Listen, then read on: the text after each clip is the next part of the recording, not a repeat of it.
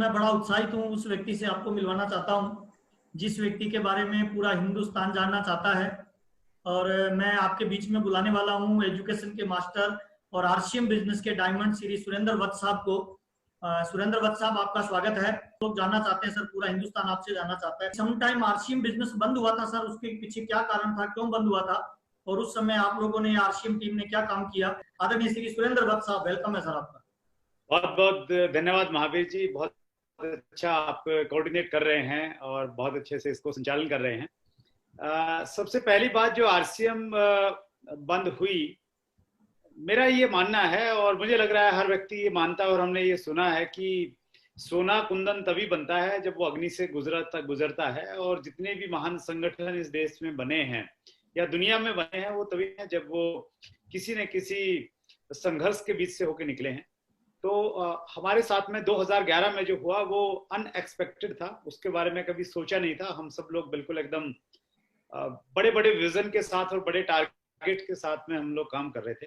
और आप यूं सोचिए कि आप के सामने कोई मंजिल है और आप बढ़े जा रहे हैं और अचानक आपकी गाड़ी में पंचर हो जाए तो सारी की सारी आपकी प्लानिंग, सारे के सारे टारगेट आपके डिस्टर्ब हो जाते हैं। तो वैसी ही कुछ घटना हमारे साथ में हुई।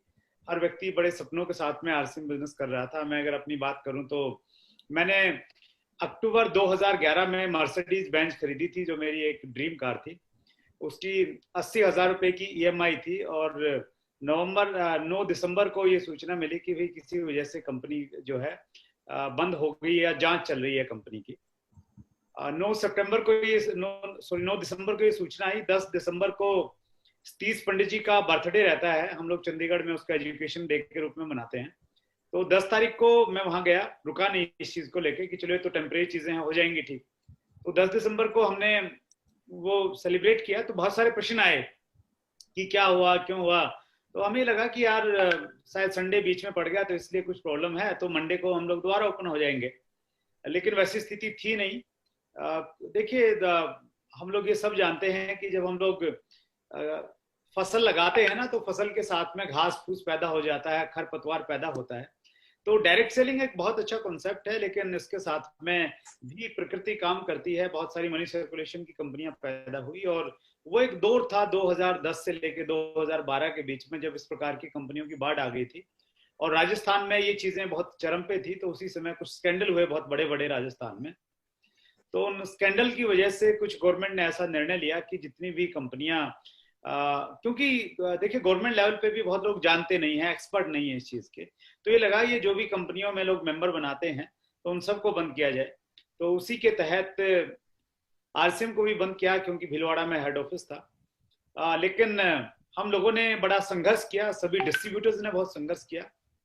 मुझे याद है कि 12 दिसंबर या 13 दिसंबर की डेट थी जब हम सब लोग भीलवाड़ा में इकट्ठे हुए। और मैं बहुत प्राउड फील करता हूँ कि वो जो हमने एक मार्च निकाला भीलवाड़ा में, पुलिस स्टेशन पे जाके हमने ज्ञापन दिया और ये बताया कि हम न तो इन्वेस्टर हैं, क्योंकि जो भी कंपनियां बंद हुई थी उस समय वो लोगों ने पैसा इन्वेस्ट कर रखा। तो हमने बैनर के साथ और होल्डिंग के साथ हम लोग गए कि हम ग्राहक हैं, हम संतुष्ट उपभोक्ता हैं, हमने कोई इन्वेस्टमेंट नहीं किया है।